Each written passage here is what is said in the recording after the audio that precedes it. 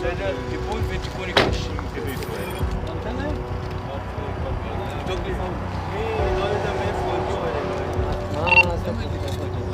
אני חושב בינתיים עד שמביאים כתבי ישראל, סוגר.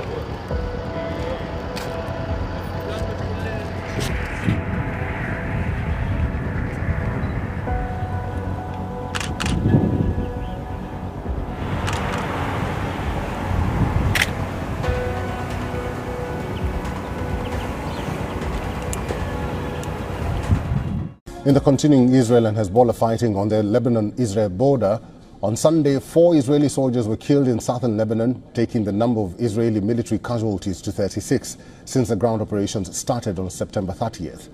While Lebanese citizens mourn Nasrallah's one-month death anniversary, they have also vowed victory against Israel.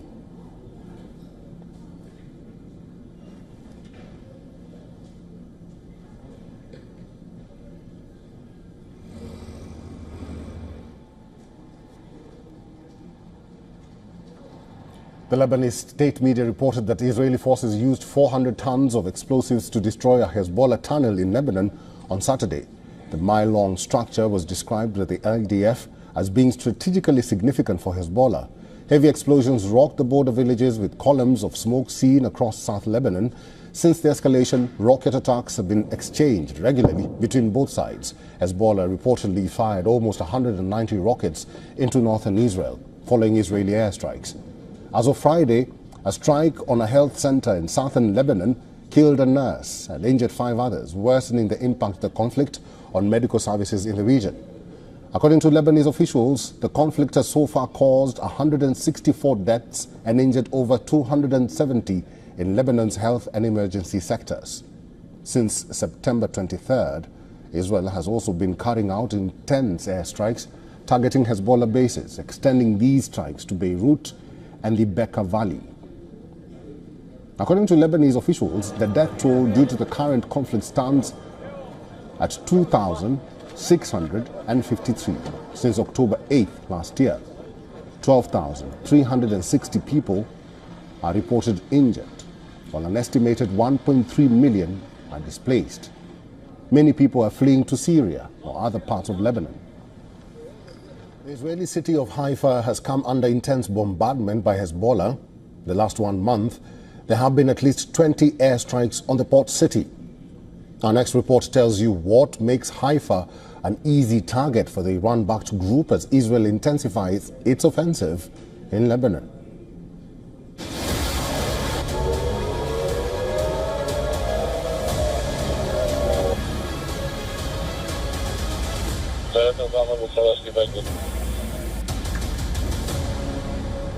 Amid the raging Israeli ground and air offensive in Lebanon, the Iran-backed Hezbollah group is hitting back at one of Israel's biggest cities.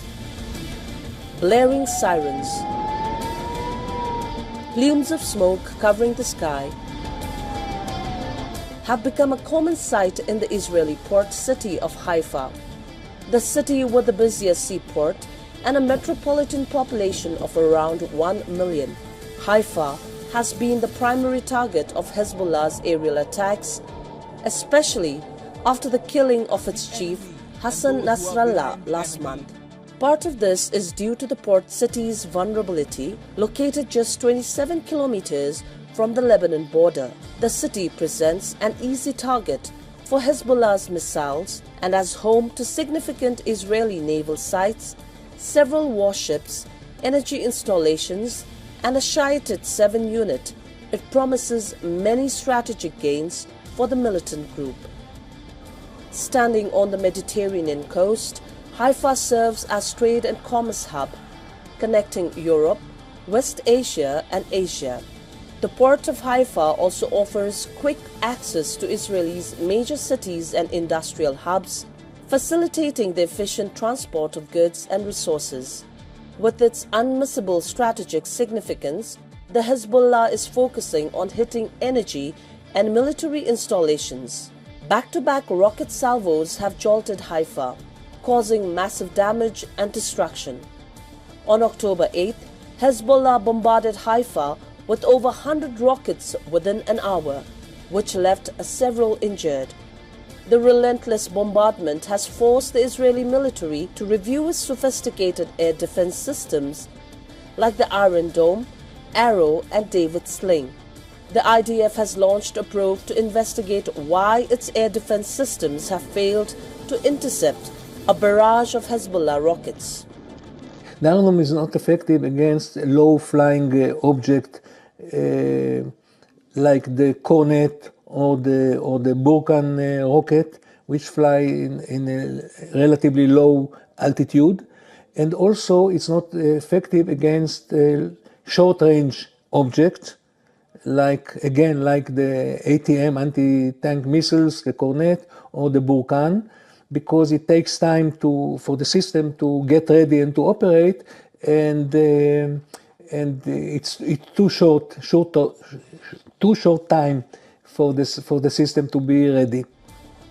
Haifa has been threatened by the Houthis in Yemen as well. On June 23rd, Houthis carried out joint attacks against the city and several of its ships, but the attacks haven't been confirmed by Israel.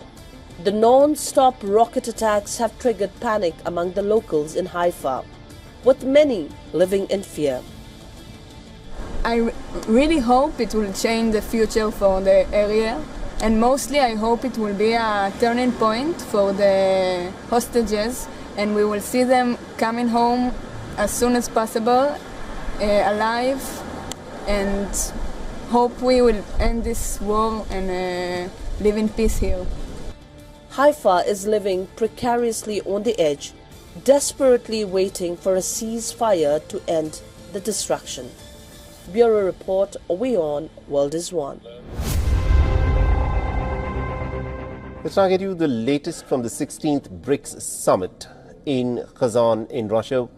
On the final day of the summit, the Russian President Vladimir Putin and the Chinese President Xi Jinping have sounded alarm over the escalating tensions in West Asia. At the summit, the Russian President Vladimir Putin warned that the West Asia is in fact on the verge of an all-out war. The military action that started a year ago in Gaza has now spread to Lebanon. Other countries in the region are also affected.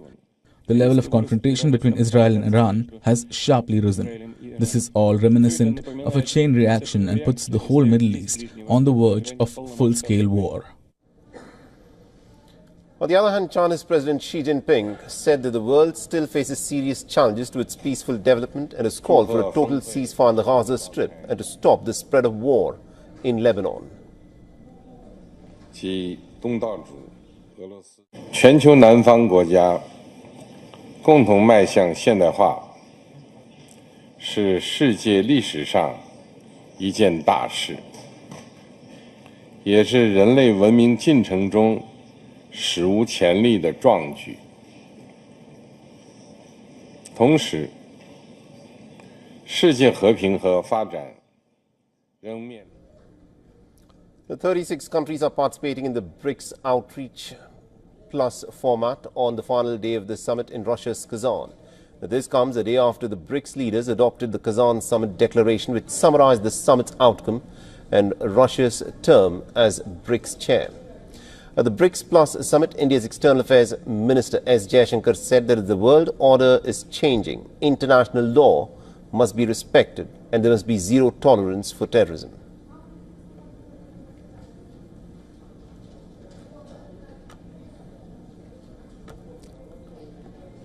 Addressing conflicts and tensions effectively is a particular need of the day. Prime Minister Modi has emphasized that this is not an era of war. Disputes and differences must be settled by dialogue and diplomacy. Agreements, once reached, must be scrupulously respected. International law should be adhered to without exception, and there should be zero tolerance for terrorism. On the sidelines of the BRICS summit, the Indian Prime Minister and the Chinese President Xi Jinping took the very first step towards thawing the bilateral ties which have been frozen for almost 5 years now. The two leaders underlined that maintaining peace on the border should be their priority. The meeting, of course, came after India and China announced a patrolling arrangement along the line of actual control. So this, of course, is the latest in terms of what's been unfolding at the BRICS Plus Summit. And this, remember, is an important one which has been underscored in terms of how the international world order is changing. And WION's Siddhant Zabel is, of course, joining us with more updates from Kazan in Russia. Siddhant, the fact that the Secretary General of the United Nations, Antonio Guterres, was, of course, present as part of this BRICS Plus. Tell us, what is the significance of it?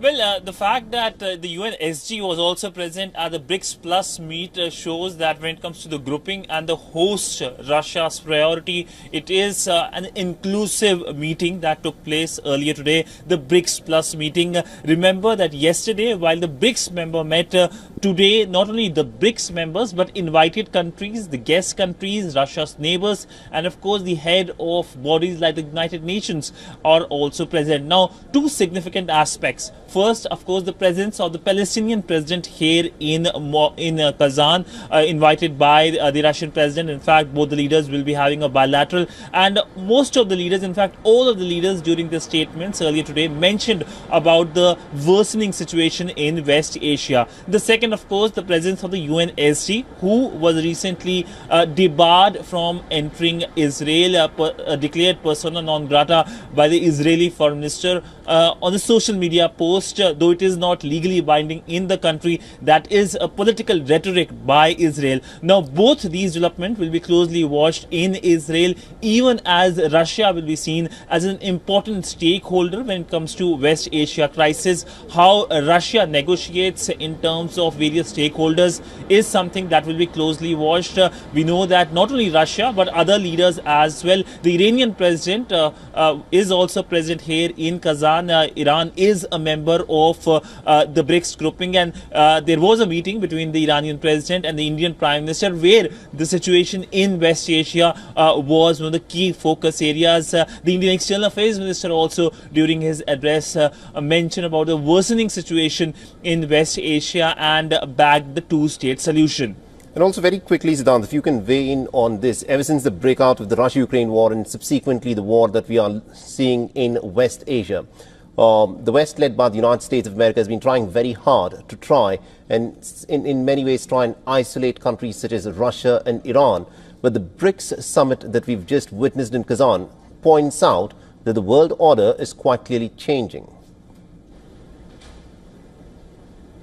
Let me quote from what the Indian External Affairs Minister said, that the BRICS is a statement of a new geopolitical order. He said this earlier today at the BRICS Plus meeting, and that's basically sums up the mood on the ground here in Kazan as to how there is emergence of a non-Western world order, and Russia has taken a major lead. If you look at what happened here in Kazan, there was focus on several issues, whether it is the expansion of the grouping, whether it is the non-Western payments mechanism that has been the key focus area, with countries calling for trading in the national currencies, or whether it's a message from Moscow to the West that it is not isolated. It has number of friends in the global south and two major friends in Asia, both China and Russia. The fact that there were several pictures of the Russian president flanked by the Indian Prime Minister Narendra Modi and the Chinese President Xi Jinping, these pictures speak much more than, of course, was spoken publicly here in Kazan. And this is something that is closely being observed in Western capitals, including in Washington. All right, we'll have to leave there. Thank you very much indeed, Siddhant Zabel, for joining us and getting us those updates then.